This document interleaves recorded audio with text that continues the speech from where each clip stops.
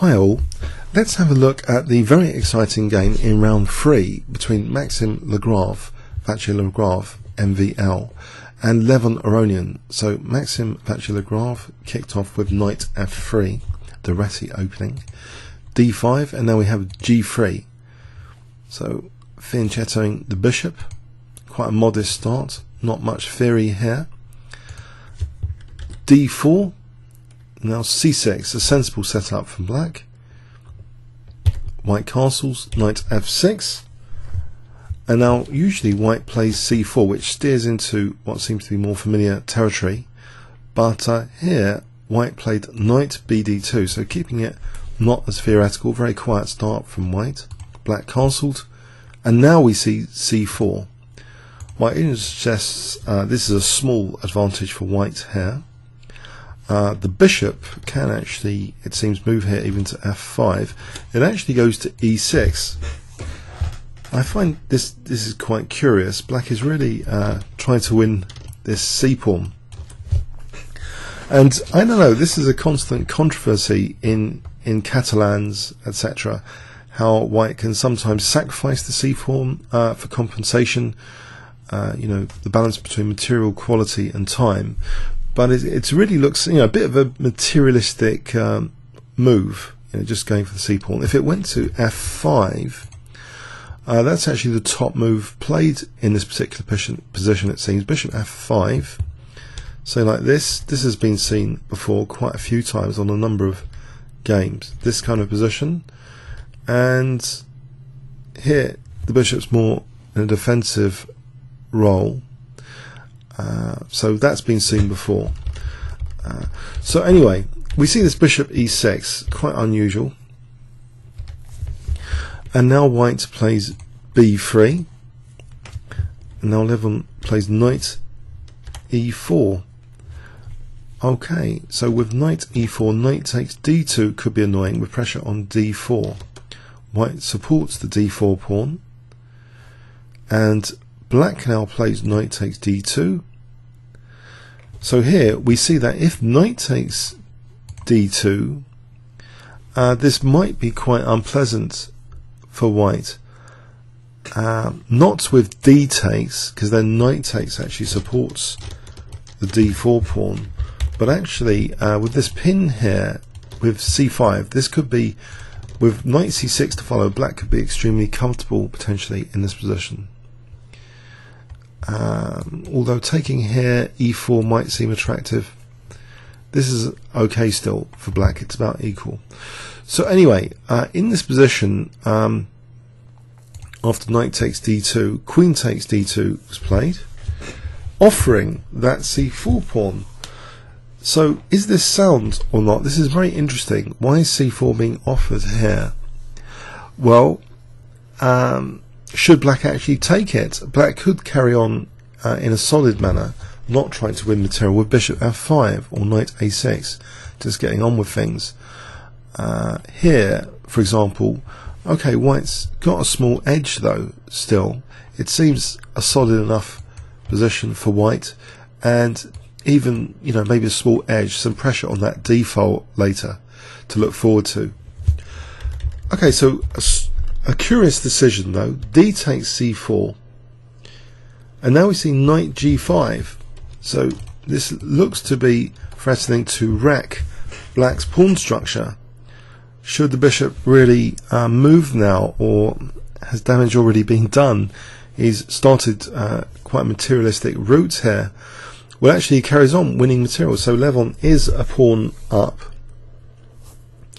but his structure is getting bit wrecked here. Knight takes e6, f takes e6, and you'll note that the pawn chain around black's king is a bit more fragile as well. These are just double pawns as well.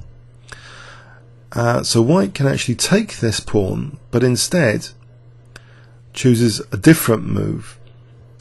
Queen e3, eyeing that e6 straight away, not taking this pawn.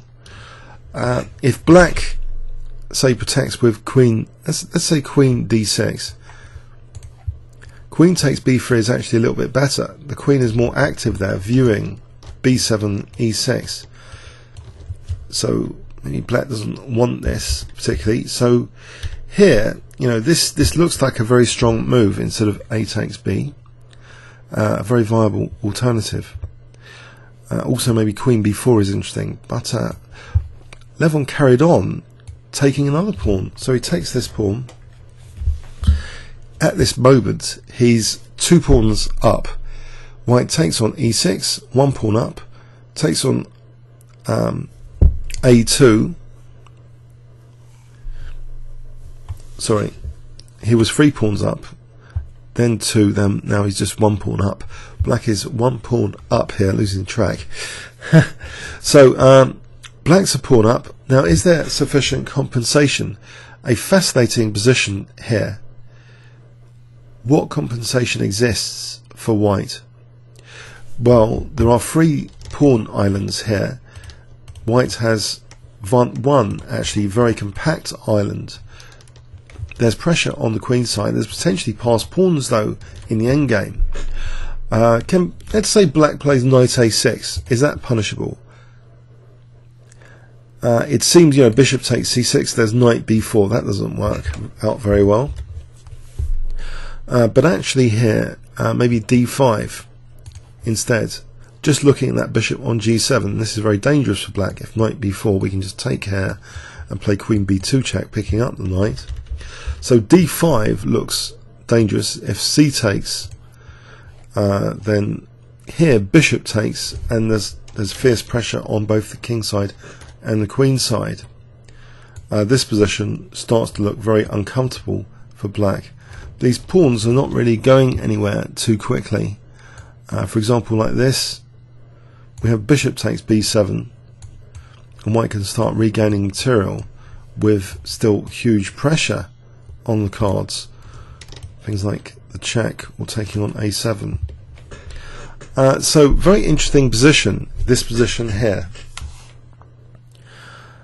So it seems knight a6, d5. If knight d7, let's have a quick look at the picture here. Again, d5 seems to be the common theme. Just target the king here and the queen side simultaneously. You know, c takes here again. Bishop takes, queen takes d5. It looks quite vulnerable for Black if he's losing that b7 pawn. Again, a7 comes under scrutiny.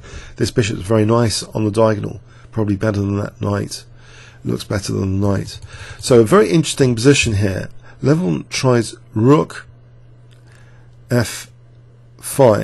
In fact, the engine at certain depth does actually like knight a6 or a5. a5 is also another interesting thing. And I think d5 is not so hot to a5. Sorry, if we play d5 here, it's not entirely so clear, this position, although that there is a lot of pressure. Maybe an awkward move like this, and is it possible Black might survive? The engine gives us as about equal. So interesting those two ideas. But this rook f5 was played, and now we see rook fb1. So looking at b7 and this d5 break at some point. So yeah, d5 was trying to be discouraged.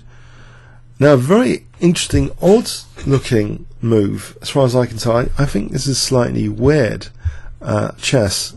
I mean, just from a superficial point of view.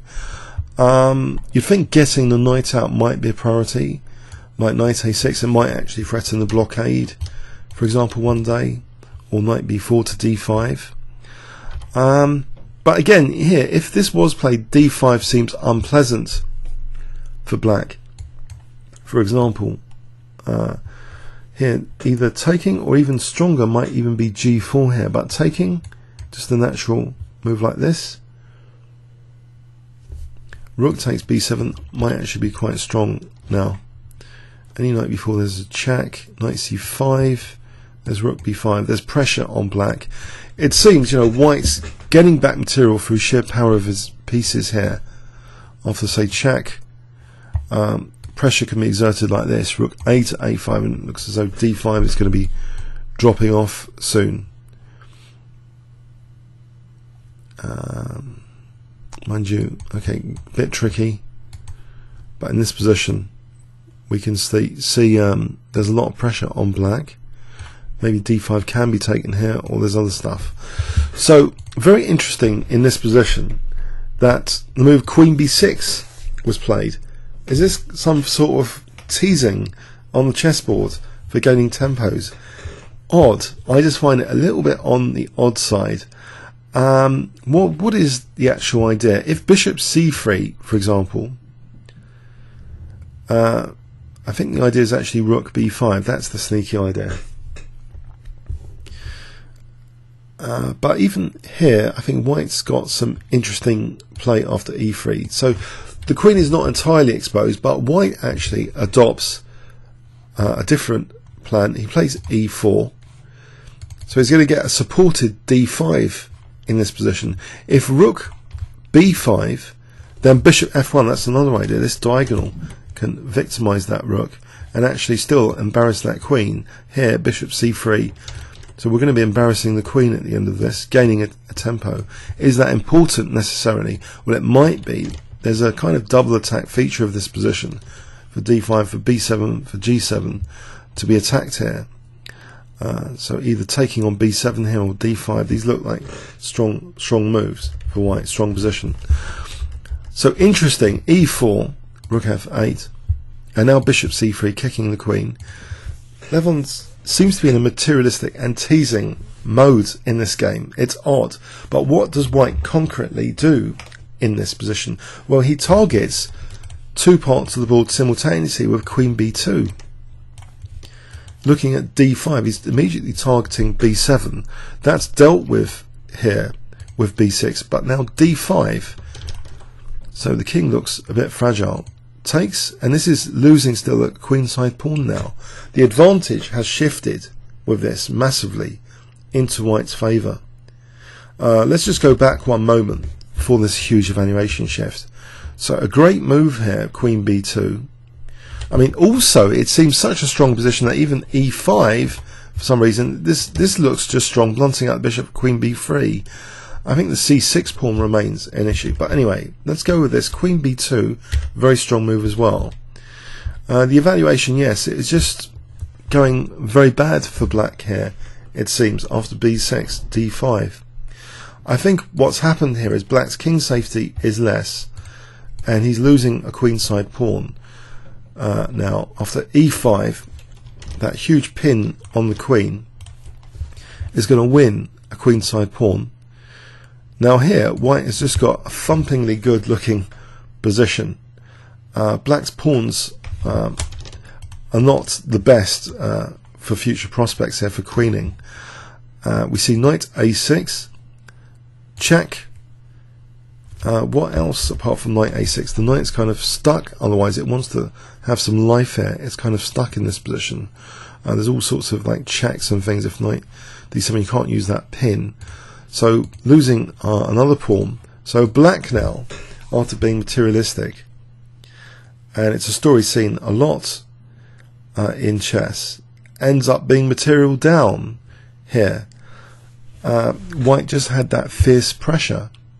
I mean, the day before, you know, Levon Aronian was material down, but he had the pressure, and he had a very interesting game against Topalov. I'd like to go over it as well. But here, you know, what does black do? If he plays queen takes e5, rook takes e5, it's all falling to bits here. We can just in this position, I don't think there's any. Is there any special tricks we can just take here? Maybe it was rook a b8. Yes, there is a special trick. So white has to be careful in this sort of position. c7 is good, apparently. So hitting the rook on a8, a6 is fragile. This is crushing. So yeah, taking on e5 doesn't seem that palatable. So queen takes b6 is played. Rook takes. Still an enormous amount of pressure here. Lots of nice juicy alternatives. Knight c7, rook b7, rook goes to protect the knight, and a wonderful move actually now. So black is a pawn down, but with this pass pawn, which could be actually quite handy if given an opportunity, maybe for a4. white actually puts a stop to that with rook a4, leaving black in a really tied down position. Let's say, you know, other moves were played like h4. I think still black's worse actually. I don't think this is that good. Rook b4, we can actually try and win this pawn like this, going down the staircase. We can win that pawn. So I don't think black was in a great, he's not in a great position here by any means, but this puts a lock on that pawn. Rook a6, h4, king g8, rook d4 now. So letting this run, but to get both rooks on the 7th. a4, rook d7, a calculated risk. If the knight moves now, I think this would be devastation. Even bishop d5 looks really, actually very, very strong. But all rook e7, this is crushing here. So Levon gives up the knight, but there's always this bishop d5 check to collect the pawn if needed. Takes, and actually here, taking is good as well, but bishop d5 was thrown in here, check. Now taking here, a2, and white has a winning position. He can even just take here. It's a very, very good position, but what was played was actually more accurate, because anytime this rook moves, we can block this pawn. Played actually a move here, a couple of moves thrown in here, sort of taking the pawn to drive the king to just out into an irrelevant part of the board. Check, rook g8 check, so forcing the king over here. And now white is trivially winning with c7 after bishop takes a2. Well, black actually resigned now. After rook g8, black, I think, resigns. If bishop takes a2, here, if bishop takes a2, takes, we have simply c7 here. So much stronger to drive the king over there with the rook, with that tempo for c8 queening. A really strange, seemingly out of character game from Levon Aronian. It seems a trend in this tournament so far that those that are materialistic are severely punished in many of the games of this tournament, and this is a classic example of such a game example. So white played a nothing kind of opening, and black seemed to get greedy for the c4 pawn here. You know, white has a small edge anyway. Nice grip on e5 in this position. So I'm not even sure if this knight e4 is that great. You know, maybe black can play other ways like a5 apparently.